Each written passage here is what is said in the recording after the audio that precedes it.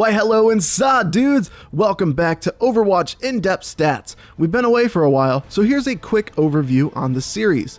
This series takes a look at all of the number-related information in the game for each hero.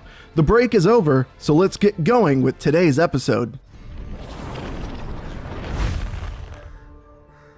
Today, we will be discussing the offensive hero, Reaper. Reaper comes in with a meaty 250 points of health. This is the highest of all the offensive heroes in the game. In addition to his competitive 250 points of health, Reaper also has a passive ability that allows him to pick up 50 points of health from an orb dropped after any elimination. Reaper's primary means of fire are his Hellfire shotguns. Besides a Bastion Sentry, Reaper's Hellfire shotguns do the most close-up DPS out of any other hero's attack weapons in the game. The Hellfire shotguns will dish out 2 points of damage per maximum range and 7 at minimum. These shotguns will blast 20 pellets per shot, giving you a maximum of 140 damage up close and 40 at range if all the pellets connect. Fire rate for the shotguns comes in at a respectable 2 rounds per second. The reload time on the Hellfire shotguns comes in at 1.5 seconds. Finally, the shotguns will reward you with double the damage for a headshot. Reaper's first ability is the Wraith Form.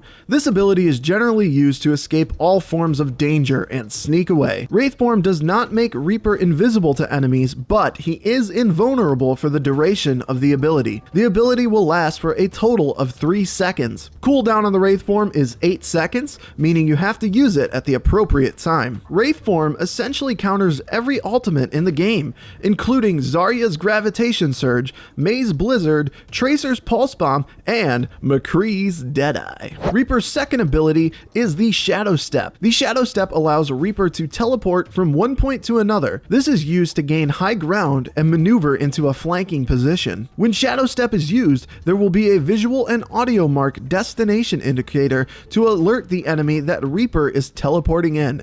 This can warn them ahead of time to prepare for a headshot at Reaper once he teleports to the destination. Shadow Step has a cast time of 2 seconds and a cooldown time of 10 seconds. Shadow Step will allow Reaper to teleport up to 20 to 22 meters at a given time.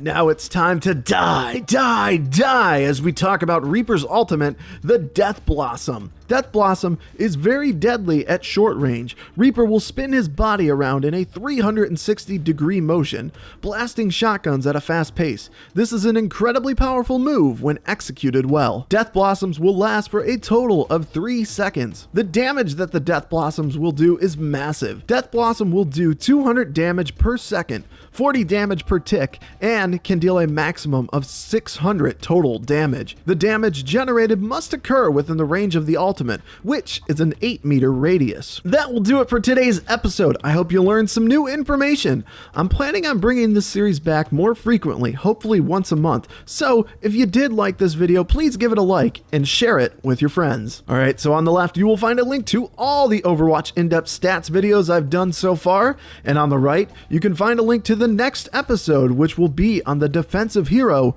Widowmaker.